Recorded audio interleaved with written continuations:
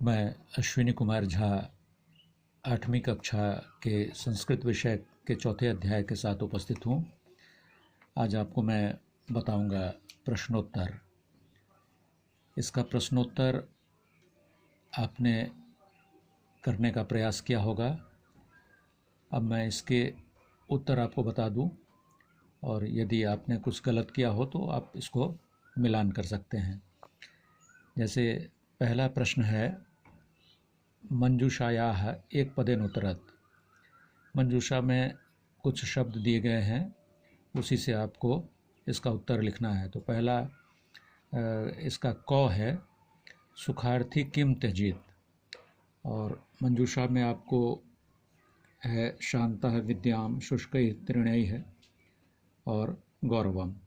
तो विद्यार्थी सुखार्थी किम त्यजेत, तो इसका जवाब है सुखार्थी सुख चाहने वाले को क्या छोड़ देनी चाहिए, तो विद्याम त्यजेत, सुख चाहने वाले को विद्या छोड़ देनी चाहिए।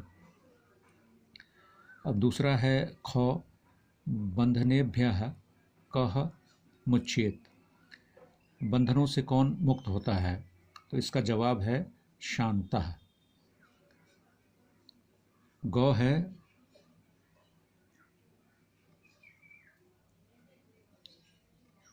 गौ क्वेश्चन है, दानात् किम प्राप्यते। दान से क्या प्राप्त होता है, तो दानात् गौरवम प्राप्यते। दान से गौरव की प्राप्ति होती है। और इसका अंतिम प्रश्न है एक का घ, वन गजाः कैः बलिनः भवन्ति।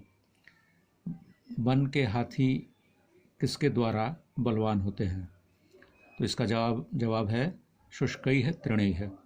सूखे घासों से वन के हाथी बलवान होते हैं। इसका जवाब आप देख लें, मैंने लिख दिया है पहला का। अब दूसरा प्रश्न है, पूर्ण वाक्यन उत्तरत्।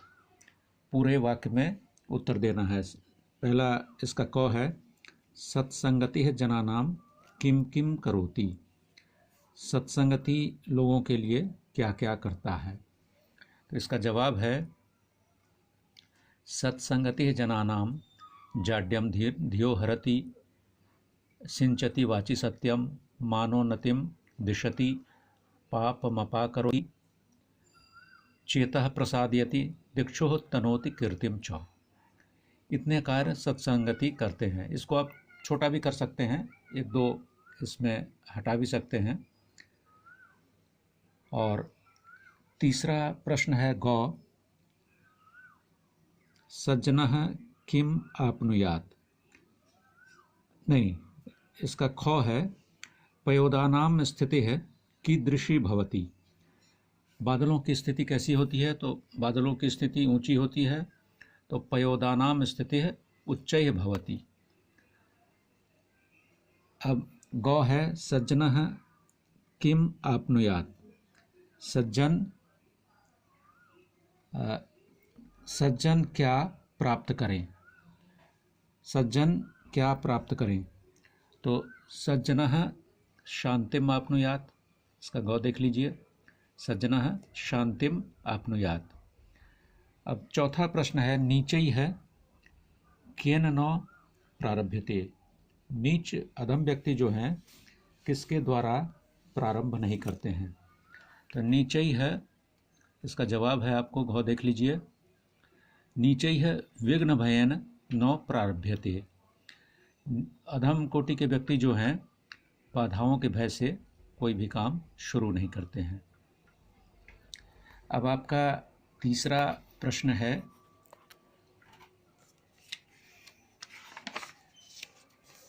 मंजूषायाः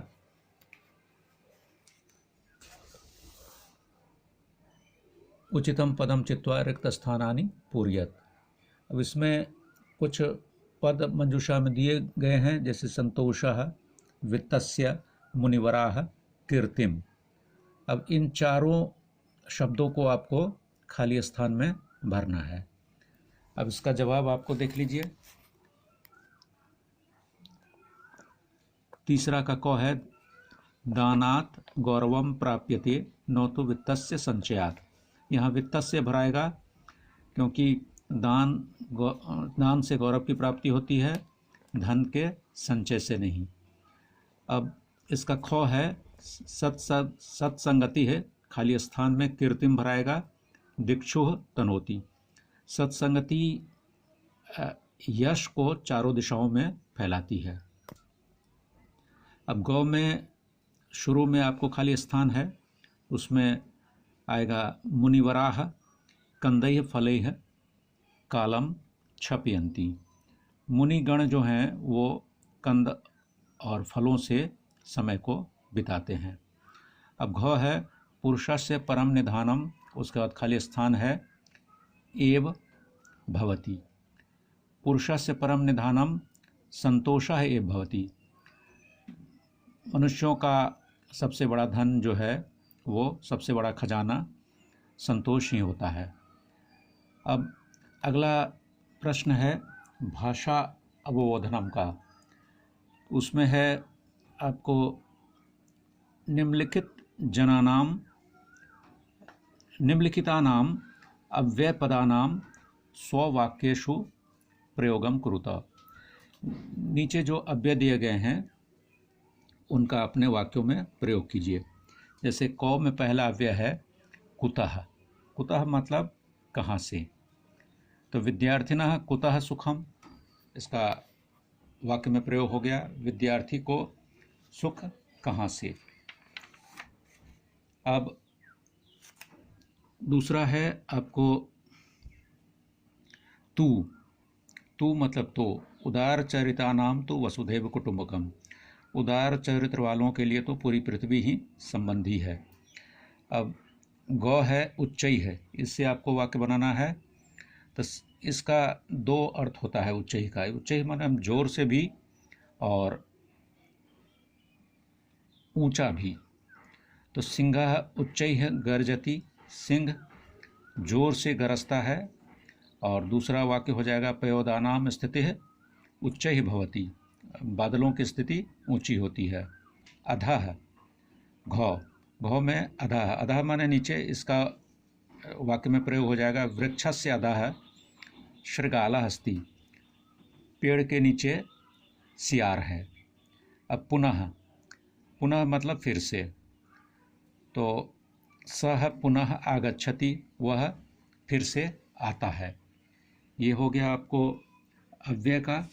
अब दूसरा प्रश्न है भाषा अवबोधनम में निम्न वाक्यानि विधिलिंग लकारे परिवर्तयत। विधिलिंग लकार जब चाहिए का अर्थ होता है तो विधिलिंग लकार का प्रयोग करते हैं। इसमें उदाहरण दिया गया है स नृपः अभवत्, वह राजा हुआ। तो इसका अभवत् धातु है, उसको विधिलिंग लकार में परिवर्तन कर दीजिए। सह नृपः भवेत्, उसको राजा होना चाहिए, ये अर्थ हो जाएगा इसका। अब इसका आपको जो करना है वो विद्यार्थी सुखम त्यजति। तो त्यजति को विधिलिंग लकार में परिवर्तित कर दीजिए। तो विद्यार्थी सुखम त्यजेत। ते शतवर्षाणि आजीवन, वे लोग 100 वर्ष तक जिंदा रहे। तो इसका विधिलिंग लकार में ते शतवर्षाणि जीवेयुः। अब अगला है पयोधिनाम अधः स्थिति है अस्ति। पयोधि मतलब सागर, सागरों की स्थिति नीचे होती है। अब इसका विधिलिंग लकार में हो जाएगा आपको पयोधिनाम अधः स्थिति है स्यात्, माने सागरों की स्थिति नीची होनी चाहिए। अब है वयम आपनम गमिष्यामः, हम लोग बाजार जाएंगे। ये लिट लकार में है, इसको विधिलिंग लकार में परिवर्तन कर देते हैं। वयम आपणम गच्छेम, हम लोगों को बाजार जाना चाहिए। अंग है तौ बुद्धिमंतो आस्ताम, वे दोनों बुद्धिमान थे। अब इसका विधिलिंग लकार में हो जाएगा द्विवचन है प्रथम पुरुष का, तो विधिलिंग लकार में भी प्रथम पुरुष द्विवचन में आई है। तौ बुद्धिमन्तौ स्याताम। अब है शब्द मेलनम कुरुत, तीसरा प्रश्न है। तो इसमें जो शब्द दिए गए हैं उसका अर्थ आपको दूसरे कॉलम में लिखा गया है, सही अर्थ को आपको सही जगह पे लगाना है। तो क है पुंसाम, तो उसका अर्थ होगा, चौथा ऑप्शन है आपका मनुष्यों का। ख है संचयात, इसका पांचवा ऑप्शन है सही, इकट्ठा करने से। निधानम, निधानम मतलब खजाना, ये दूसरा ऑप्शन है आपका। घ है वाची, तो पहले ऑप्शन में वाणी में लिखा गया है, वही इसका मिलान होगा। अंग है तनोति, तनोति मतलब फैलाता है, ये आपका तीसरा ऑप्शन है। अब अंतिम प्रश्न है संस्कृतेन अनुवादम कुरुतः। तो पहला है आपका, इसका अनुवाद जो करना है, सदा गुरुजनों का आदर करो। ये देखिए, ये 5 आपको अनुवाद करने के लिए दिया गया है। सदा गुरुजनों का आदर करो, इसका अनुवाद होगा सर्वदा गुरुजनानाम सम्मानम कुरुतः। ग्रीष्म काल में धूप में मत खेलो, तो इसका अनुवाद होगा ग्रीष्म काले आतपे माँ खेल। ग्रीष्म काले मतलब में हो गया तो सप्तमी विभक्ति हो गया। ग्रीष्म काले आतपे मतलब धूप में, माँ खेल मत खेलो। अब तीसरा है दूषित जल रोगों का घर होता है, तो दूषितम जलम रोगाणाम गृहम भवति। चौथा है आओ हम सब मिलकर वृक्षारोपण करें, तो आगच्छ वयम सर्वे मिलित्वा, हम सब मिलकर वृक्षारोपणम करवाम, हम लोग करें। अब अंतिम प्रश्न है इसका अंगो, संकट काल में मित्रों की सहायता करो, तो आपत्ति काले मित्राणाम सहायताम कुरुतः। यहाँ कुरु हो जाएगा एक वचन, तो कुरु भी चल सकता है, लेकिन यहाँ पर बहुत सारे लोगों को कहा गया है, इसीलिए कुरुतः बहुवचन में मैंने कर दिया है। आपत्ति काले मित्राणाम सहायताम कुरुतः, आपत्ति काल में मित्रों की सहायता करो। इसी के साथ ये चौथे अध्याय का प्रश्नोत्तर समाप्त होता है और आपके पहले पीटी का सिलेबस चौथे अध्याय तक ही है। अब मैं अगले वीडियो में आपको कुछ व्याकरण संबंधी बातें आपसे करूँगा। धन्यवाद।